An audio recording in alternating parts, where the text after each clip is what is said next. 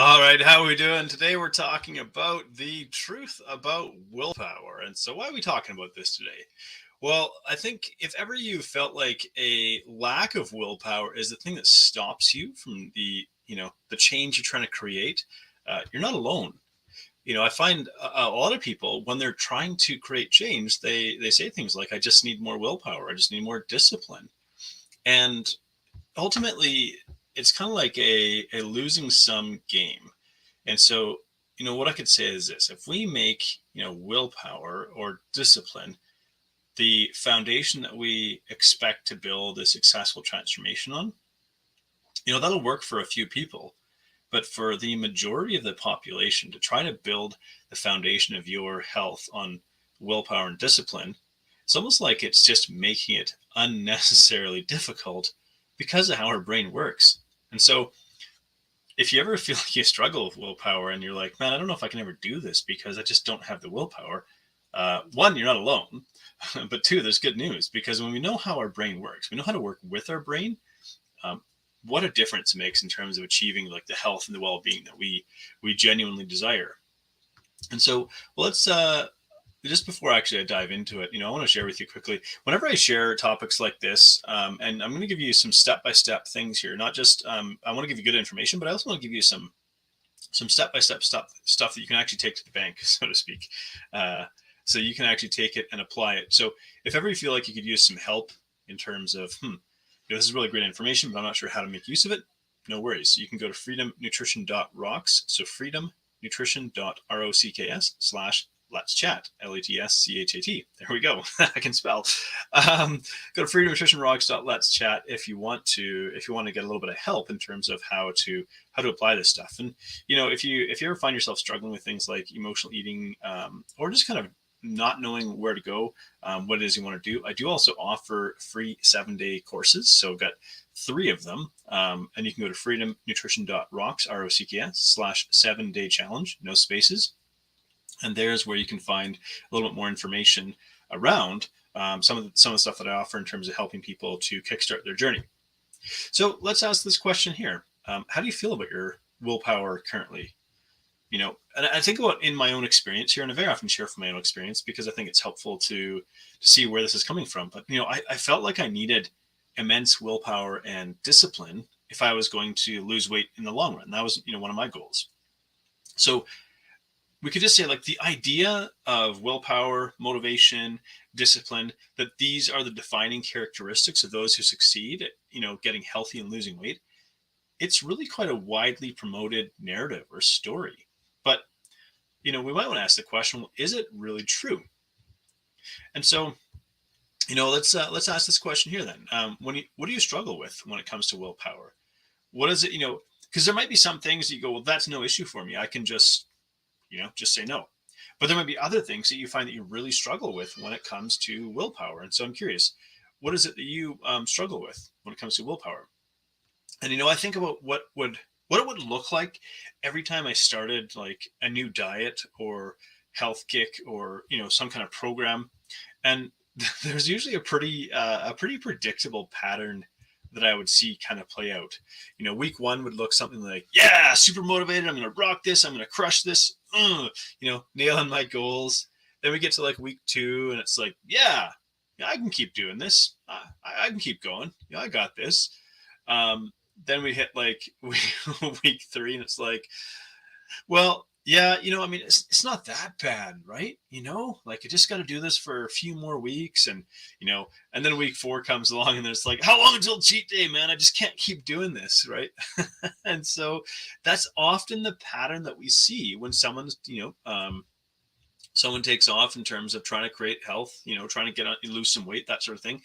And then maybe when it sort of crashes and burns because you can't white knuckle through things for the rest of your life, you might hear this very unhelpful advice that, you just need more willpower. And that might even come from your own brain. Oh yeah, you just need more willpower. That's all. As though, yeah, it's just something you can, go down to the local store and just pick up a bit of that kind of thing, And I would say the truth is that willpower is really quite overrated.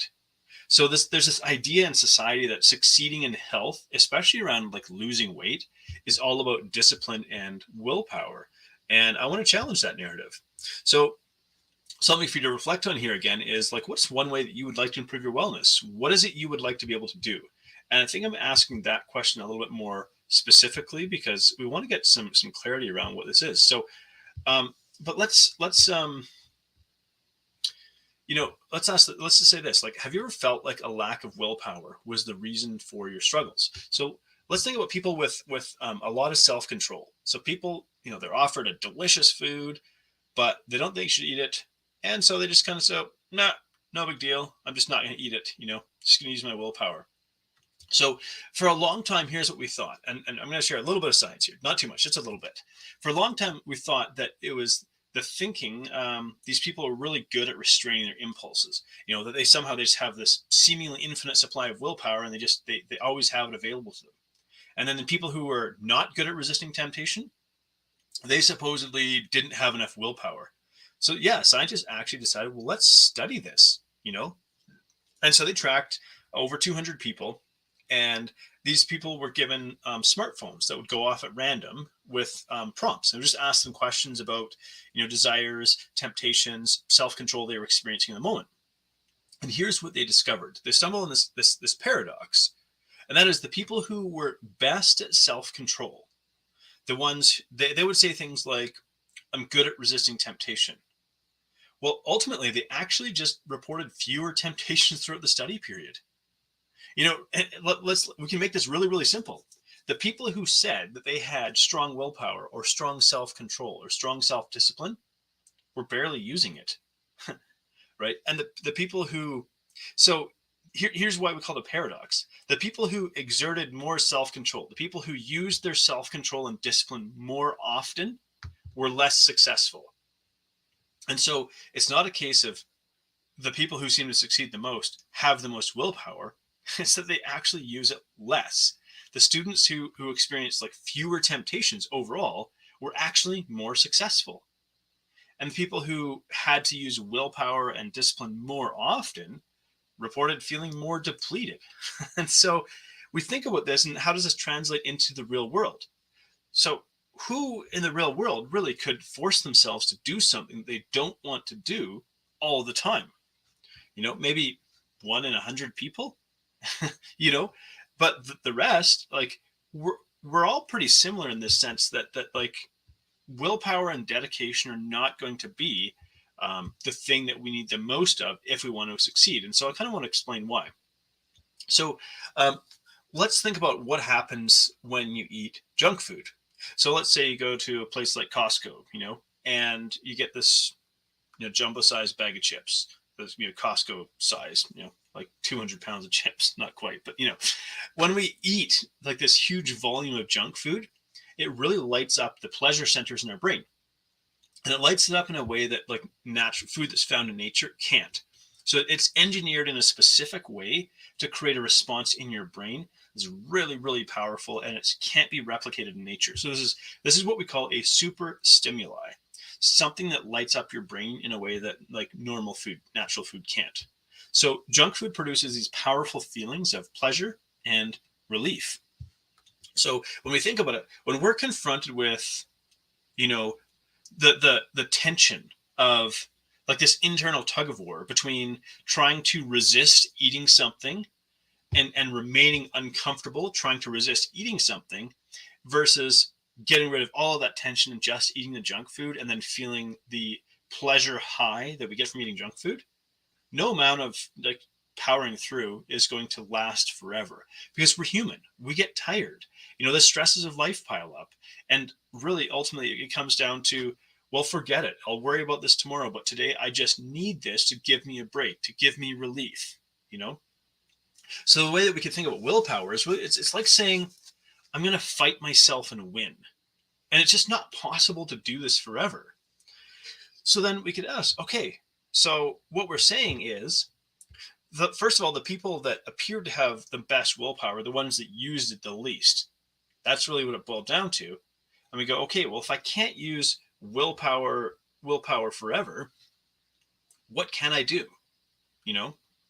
And so this is where I want to break it down into 3 kind of steps here that you can actually take. So you can set yourself up so you don't have to rely on willpower to become your healthiest self. Um, the first one is actually going to be to check your environment. So your surroundings, like, does your fridge, your pantry, your home kind of nudge you to eat healthy, or does it nudge you to eat junk food? And I deliberately use the word nudge here, because very rarely is it like super, super in your face, but you think about it, like, our environment is what moves us in the direction of like healthy or unhealthy choices, the things we're surrounded with, because so many of our choices happen on autopilot without conscious thought. We just scan our surroundings and go, what's the easiest way to meet my needs and desires? Right? What's a way that I can do this without having to think about it? So, for example, if you put a bowl of fruit on the counter, and your chips are downstairs in the cold room or something like that, well, you're more likely to eat the fruit than the chips because the chips require more effort. Put a big bowl of chocolates on the counter and don't have fruit available. Well, you're gonna grab the chocolates because it's just simply easier. It requires less thought to meet that need. You know, think about like how many people have put like veggies to die in the crisper in their fridge. Like, you're at the grocery store, you buy veggies, and you're like, yes, I'm gonna make salads and stir fries and roast veggies and things. And before long, they're basically just wilting away, dying in your crisper, becoming like a mold farm. Um, you know, and so, because let's say the crisper is at the bottom of the fridge and you have to like reach down there and get it, and so on and so forth, versus say having them kind of up at eye level. What's at eye level in your pantry? What is the easiest thing to reach for and grab in your pantry? Is it junk food, right? And how accessible are healthy foods? So it's thinking about, so really in this first thing, what I'm talking about in terms of shaping your environment, we're just talking about like, how do we create our environment or shape our environments to a way that nudges us in a direction that we make healthy choices, because our brain's going to default to the easiest choice. If eating junk food is the easiest choice, that's what we're going to reach for. So the second thing I want to talk about, this is going to be shifting gears slightly here, but the second thing I want to talk about is really this idea of our identity. And my previous episode, I think it was a previous episode or one or two episodes ago, I talked about this idea of a wellness vision. So a wellness vision is connected to who we see ourselves to be, our sense of identity. And you might think, well, what the heck does this have to do with like eating healthy? How does this connect to it? And it's in a sense, well, picture this, like making a healthy choice, not because we feel like we have to, but um, because it lines up with who we see ourselves to be, which means there's going to be less resistance when we go to make that choice. So if we think about willpower as trying to fight against who we are in order to be successful, I have to resist, I have to fight, I have to intense discipline and so on. Well, making choices because we feel like we have to, because it goes against what we want, means that it's going to be more difficult, it's going to be more tiring, it's going to be more exhausting. So we think about what would be the opposite of making choices because we have to. That would be not really requiring much willpower anyway. So making choices because they line up with who we see ourselves to be and who it is we want to become, right? So making a choice that's in alignment with who we see ourselves to be, the picture we have about ourselves in our head. And so on a previous live, on a previous episode of this, I really talked about how to create a wellness vision. I'm just going to I'm not going to go through the whole thing because I'm going to say just go and have it's like a 10-minute episode. But a quick recap here. Basically, it's taking the picture that we have in our mind about what our healthiest self is and then putting that on paper. So getting clear about who it is that we want to be, and then kind of like writing that into our brain. So as we put that idea on paper, we're writing into our brain, this is the person I want to be and become. This is the sense of identity I want to develop. And so what you can do is you can imagine, pardon me, if you sit down at a healthy meal, not because you feel like you have to. Maybe you're at a restaurant and you order a healthier entree while other people are ordering like burgers and fries and stuff like that.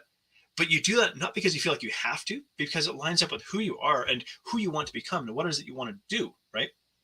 And so I would say it's probably really worth it to go back and check out the other episode I wrote about did on wellness vision. So really, what I'm at the heart of what I'm saying here, the second step is when our healthy actions line up with our sense of identity, we don't need willpower to make healthy choices, right? So this is all about making this process easier and simpler versus harder. We want to let go of this idea that we have to fight through all the time. And that's not to say that you'll never ever need to use willpower, right? We do have it, but as I shared in the previous step or the previous study, I guess, When those who appear to have the most willpower are the ones who use it the least. So if there's a way that we can set ourselves up to be healthy where we don't have to rely on willpower, we're much, much more likely to be successful. And the third thing I'm going to share here is really just to uncover your deeper why. And it might sound like a simple thing to do, but it's like, ask this question: why is it that you want to get healthy? And if I was to ask, say, 100 different people, I'd probably get 100 different responses. But I bet I could find some really, really common themes here. I'd like to lose weight. That's a really common one that I hear. I would like to have more energy. I hear that as well. And then I hear lots of generic phrases that go something like, I want to be healthy and I want to feel better. Now, these are like good things. I'm not suggesting they're bad things at all, but they're really, really general and sort of generic phrases that don't, I just talked about creating a wellness vision. Well, something like, I want to be healthy, that doesn't really create a vivid picture in our mind that creates a feeling inside of us like, yes, I want that. It's more like a nice to have. And so while these might be helpful reasons, excuse me, they're not necessarily something that brings us joy. So when we can uncover the real reason why we want to do this, like the deeper desire, that I guess what I'm pointing to is very often we don't express it. So we'll say things like, I want to get healthy. We won't go deeper and say, here's why I want to get healthy. And part of the reason we do this or don't do this is because maybe we're afraid to express really like why we want this, because our brain is trying to protect us from the pain of disappointment if we don't actually achieve what we kind of hope to achieve. But we could say, look, if we are going to overcome our struggles around food, we actually need like a powerful, emotionally compelling reason why we want this. So we have to move beyond these generic responses like, I feel better, or I want to be healthy. There's not a clear picture of what that means. And saying I want to be healthy could mean 100 different things to 100 different people. Now, I'll give you some examples here of like what some people have shared with me. Someone said, look, I want to be here for my kids. I want to see my grandkids grow up. I don't want to miss out on life's most precious moments. I want to feel excited when my kids ask to play with me rather than groaning and just dragging myself unwillingly off the couch. I want to bounce off the couch and be excited about it. Someone shared, I want to hike the West Coast Trail. And so I'd ask you to, and I would suggest that you consider like, what is your deeper why? Why the heck do you want this? Get honest with yourself. Like why for example, if weight loss is your goal, why? Why do you actually want to do that? And get honest, and maybe even a little bit uncomfortable here, because, and you don't have to share this with anybody, but here's how you can answer that question. Get out a pen and paper. I'm a pen and paper guy. I'm old fashioned. I literally have a notebook beside me and a pen. Now, I want you to write your name on the paper. You're like, all right, cool. I can do that. And then I want you to write the date down, right? Whatever day it is that you're listening to this, write down the date. So you got this piece of paper, you got your name and the date written on here.